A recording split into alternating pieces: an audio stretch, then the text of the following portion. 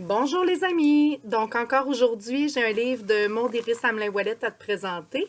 C'est le livre Les jolies créations de Flore Castor. Donc il a été illustré par Julie Michaud et encore une fois, c'est un livre qui est publié aux éditions Coup d'œil.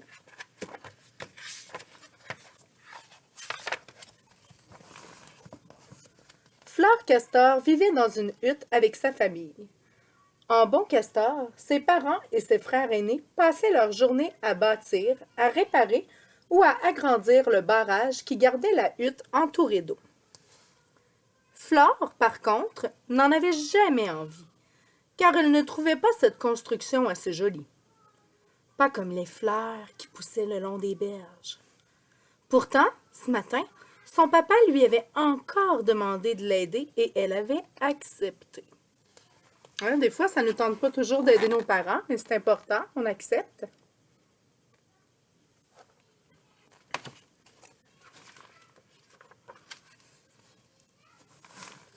Je vais ramasser les brindilles, se dit-elle. Elles pourront sûrement servir. Mais lorsqu'elle revint avec sa récolte, ses grands frères se moquèrent d'elle. Que vas-tu faire avec de si minuscules choses, ricola Victor. Au moindre vent, elles se détacheront de la structure, ajouta Victor. Dépitée, Flore retourna dans la forêt avec ses petits bouts de branches. Elle était convaincue de pouvoir les utiliser. Et pourquoi pas pour fabriquer quelque chose de joli?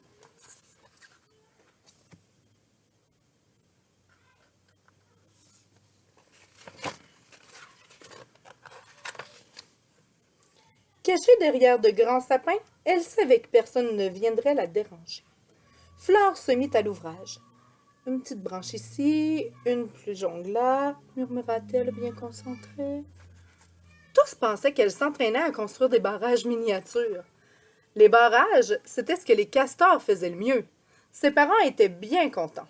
La relève était assurée.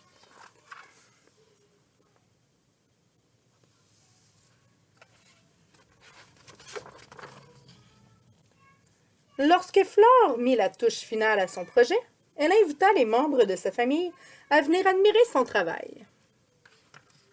Une fois que tous furent bien installés, elle retira les branches de sapin qui cachaient sa surprise. « Tadam! » s'exclama-t-elle, fière d'elle.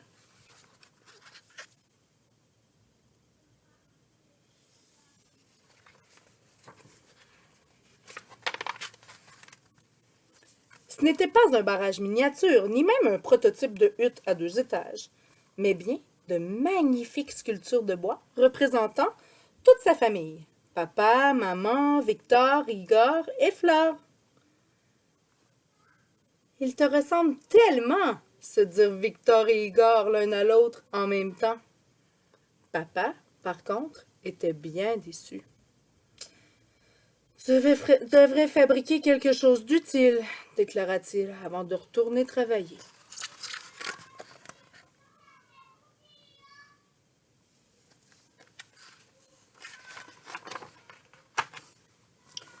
La jeune castor ne se laissa pas abattre. Elle réfléchit à ce qui pourrait être utile à sa famille tout en étant jolie. Elle eut une idée, puis encore une autre. « Vite! Je dois me mettre à la tâche, pensa-t-elle. Flore ramassa tout un gros tas de brindilles, ainsi que des feuilles et des morceaux d'écorce.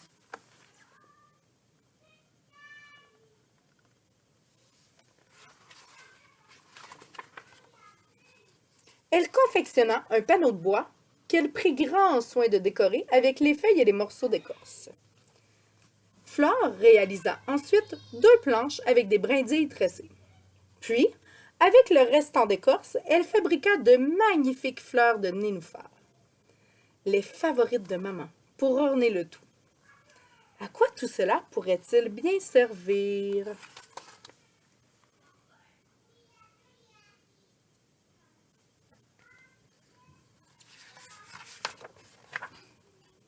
Pendant que sa famille coupait des arbres dans la forêt, Flore en profita pour mettre ses créations en place. Elle installa les planches à la fenêtre de la hutte, voilà de beaux volets qui empêcheront les courants d'air. Les castors de bois et le grand panneau, eux, furent déposés bien en vue sur le dessus du barrage pour identifier les lieux, lui donnant fière allure.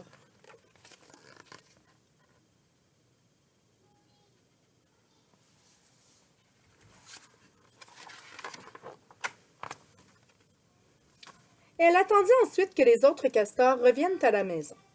Leur réaction fit chaud au cœur de Flore. Ses frères furent impressionnés par son travail minutieux. Sa mère fut touchée qu'elle ait choisi sa fleur préférée. Et son papa trouva ses œuvres bien utiles. « Tu avais raison, ma petite cocotte, admit-il. C'est possible d'embellir les barrages. Il faut justement en fabriquer un nouveau derrière la hutte. Peux-tu nous créer d'autres décorations, s'il te plaît? »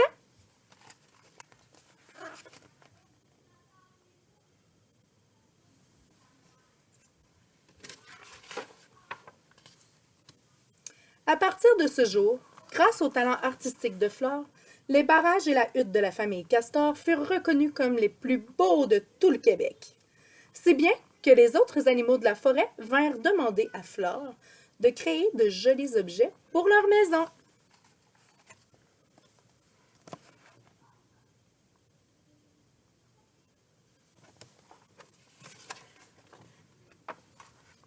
Donc ici, j'ai deux petites choses à t'expliquer. Donc, le castor. Description. Qu'est-ce que c'est un castor? Le castor est le plus gros rongeur de l'Amérique du Nord. Il se déplace lentement sur le sol, mais il est agile dans l'eau.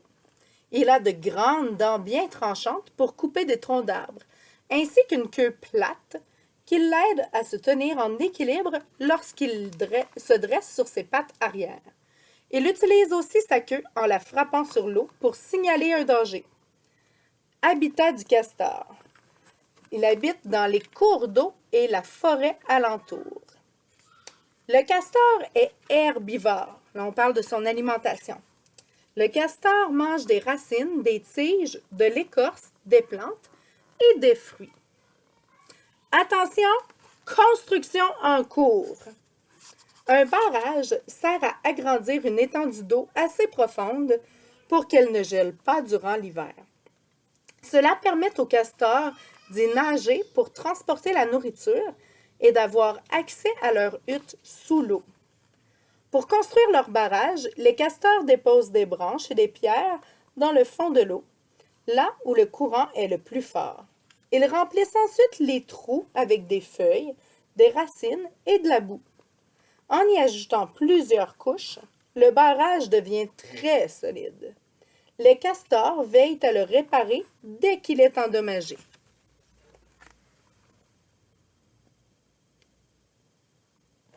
Donc, c'était la fin de mon histoire. Je te souhaite de passer une autre très belle journée avec tes parents. Bye bye!